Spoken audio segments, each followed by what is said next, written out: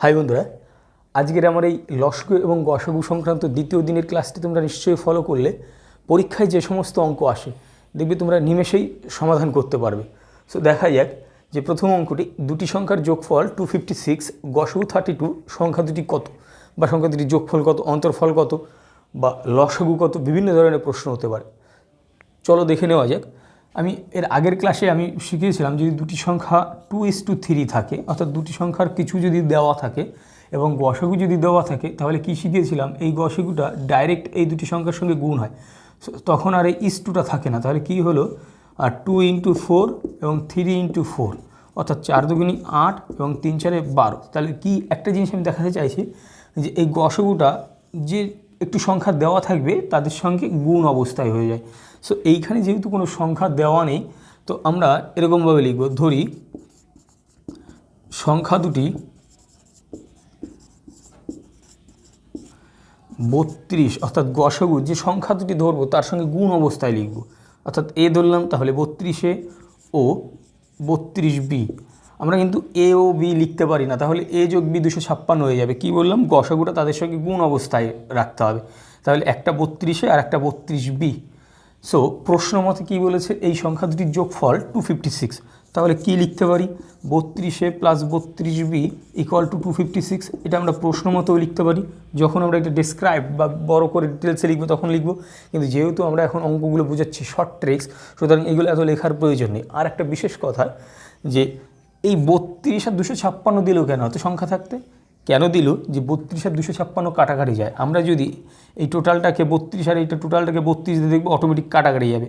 কী শেখাচ্ছি আমি, ধরো যদি কমন নিয়েই দেখাই, তাহলে দেখো 32 কমন নিলে এ থাকলো, 32 কমন নিলে বি থাকলো, এখানে 256। এটা কাটাকাটি অবশ্যই যাবে। এবার একটা জিনিসের অনেকের প্রশ্ন, যেটা 5 দিয়ে যাবে না 4 দিয়ে যাবে না 2 দিয়ে যাবে। দেখো এটা লাস্টে 2 আছে, এটা লাস্টে 6 আছে, তো 2কে কত দিয়ে গুণ করলে 6 হয়?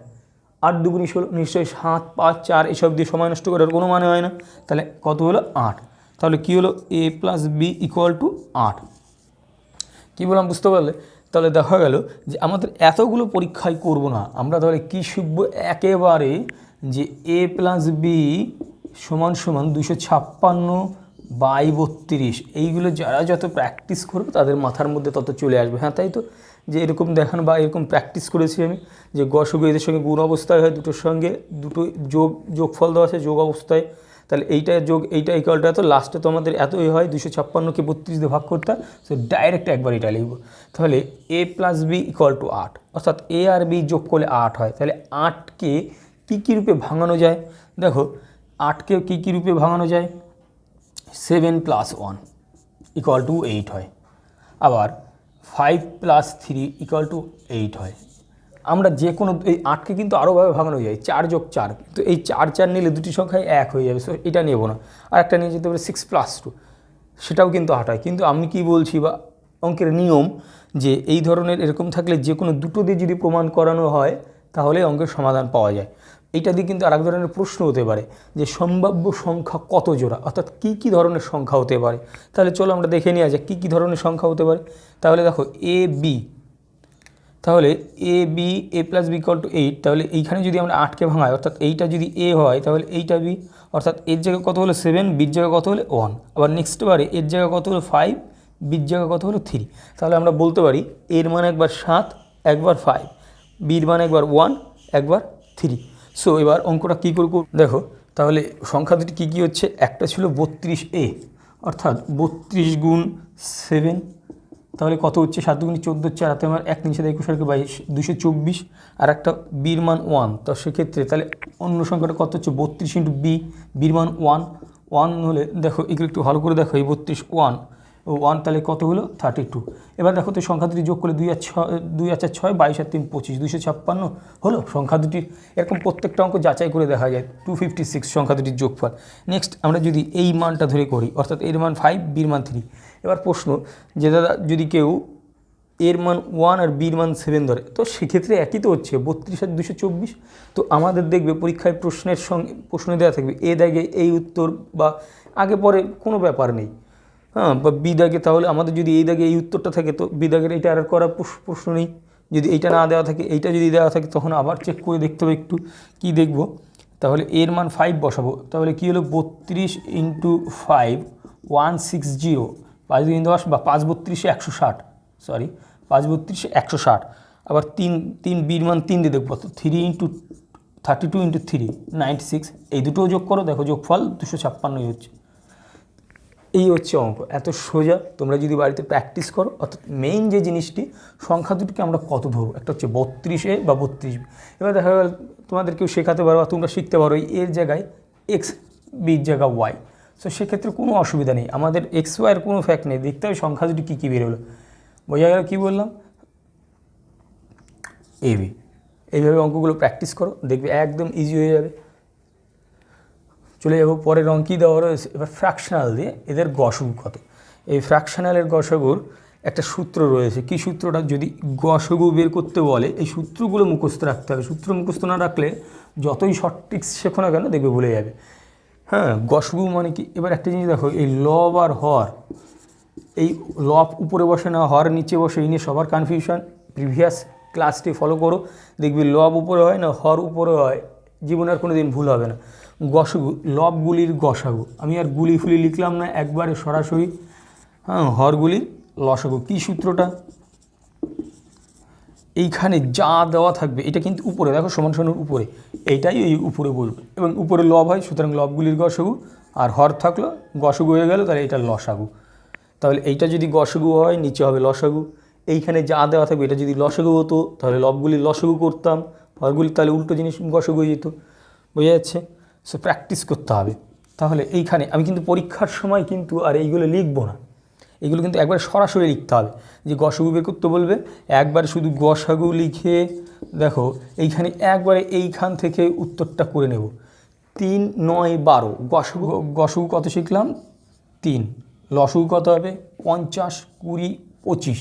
দেখো 50 যদি আমরা বলি লসাগু 50, 50 50-এর মধ্যে ভাগ যাচ্ছে, 20 কি যাচ্ছে না, 25ও যাচ্ছে, তবে কি তিনোটাকে ভাগ যেতে হবে, দুটো ভাগ গেলে কিন্তু হবে না। তাহলে 50-এর থেকে আর একটু বড়, অর্থাৎ এর গুণিতক নিয়ে দেখি 100, 100 যাবে এর 50-এর মধ্যে, যেহেতু গুণিতক 20ও যাচ্ছে 5 বার, 25ও যাচ্ছে 4 বার, সুতরাং কত হচ্ছে? 100। এক তো সোজা অঙ্ক, 3 এর 100। তাহলে কী শিখলাম? এই সূত্রটাকে মনে রাখতে হবে। বোঝা গেল কী বললাম? এবার একটা প্রশ্ন যদি এইরকম দিয়ে দেয় যে 2 পূর্ণ 3 এর 5 আর 3 এর 15, 1 পূর্ণ 4 এর 25, তো সেক্ষেত্রে কী হবে?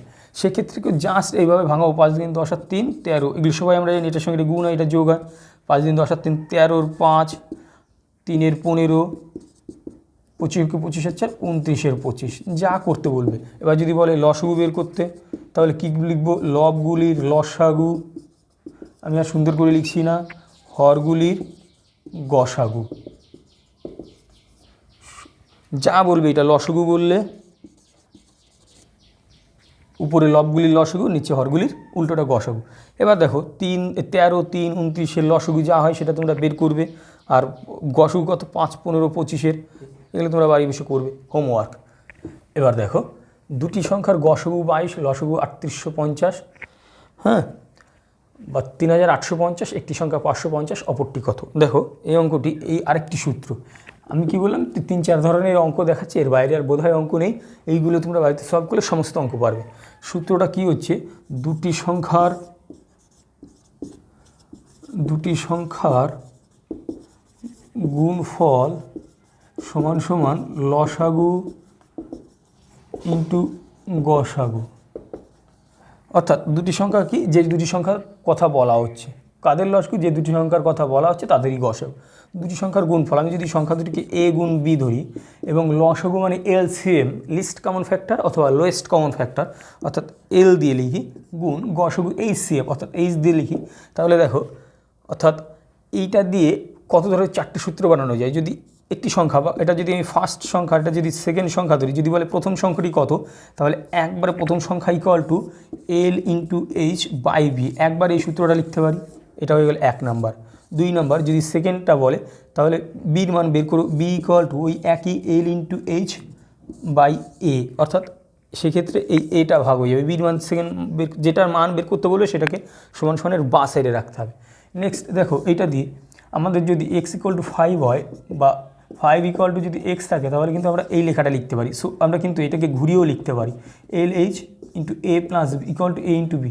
সো যদি এল এর মান অর্থাৎ লসগু বের করতে বলে এই সূত্রটা দিয়ে ওই একই এইচ নিচে অর্থাৎ গসগু দিয়ে ভাগ করব, দুটি সংখ্যার গুণফলকে গসগু দিয়ে ভাগ করব। যদি এইচ বলে অর্থাৎ গসগু বের করতে বলে সেই একই এ ইন্টু বি, তাহলে এল দিয়ে ভাগ করতে হবে। সো এইগুলো একটু হয়তো প্র্যাকটিস করতে হবে। দেখো আমাদের মোট জিনিস হচ্ছে 4টে, দুটি সংখ্যার গুণফল অর্থাৎ দুটি সংখ্যা, লসগু একটা 3টে, গসগু একটা 4টে। এই ধরনের অঙ্কে দেখবে তোমরা 3টে জিনিসের মান দেওয়া থাকবে, 1টা 2টো 3টে, তাহলে বাকি রইল কটি?